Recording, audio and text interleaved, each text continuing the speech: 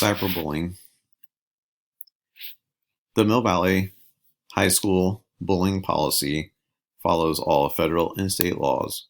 Bullying in any form, cyber or in person, is not tolerated and is punishable up to including suspension and reports made with local law enforcement.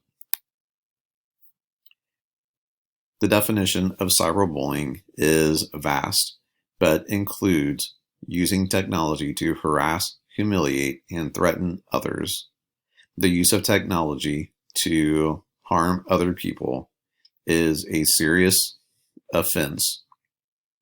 It includes spreading rumors, hate campaigns, threatening violence, implying violence, or excluding people from events and activities.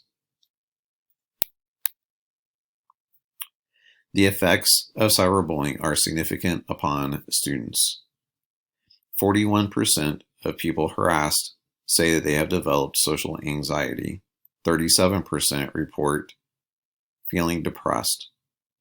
26% report having suicidal thoughts. 25% report hurting themselves. 20% have skipped class. 14% have developed an eating disorder, and 9% have abused drugs or alcohol. Studies show there is a steady decline in academic performance and that bullied students have a higher suicide rate than the rest of the population. Cyberbullying has significant effects on students and should not be tolerated by anybody.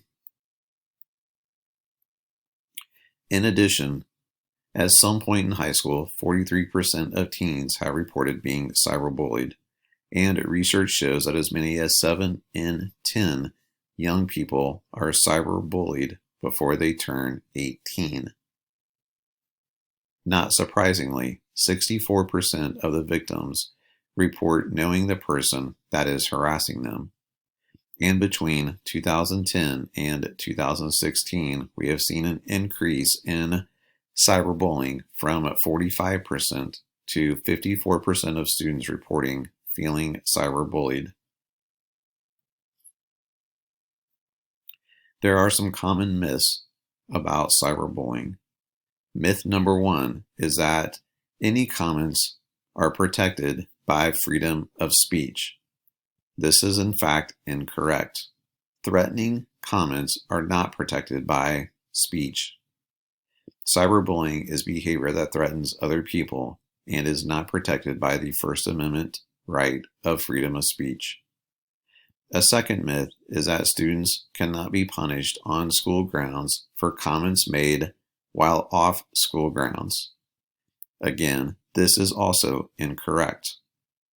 Students who bully have disrupted another student's learning environment and interfered with the education of any student aware of the bullying.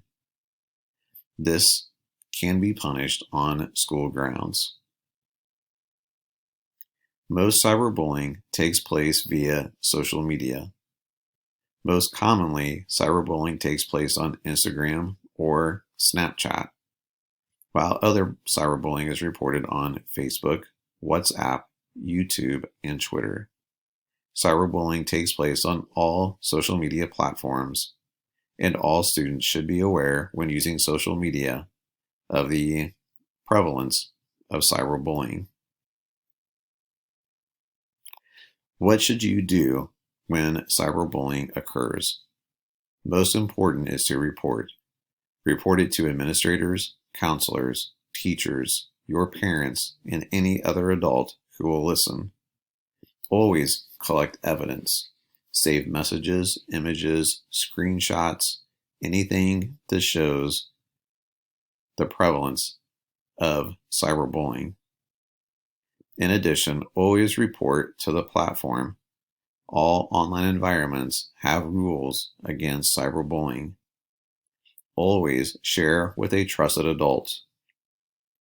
Care for the victim. Let them know that they are not alone. Send them encouraging texts. Make phone calls.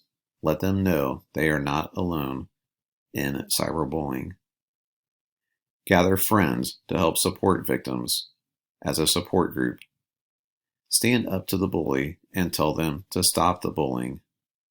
It's important to note to never encourage bullying behaviors. Also, do not do anything that inflames the situation and increases the bullying behavior. And finally, don't give up. While you may report cyberbullying or make a stand, the cyberbullying may continue for a period of time. Stay persistent in order to help and to stop cyberbullying. Remember that it is important to report cyberbullying to any adult that will listen. Standing by and doing nothing shows your acceptance and approval. Together, we can all stop cyberbullying.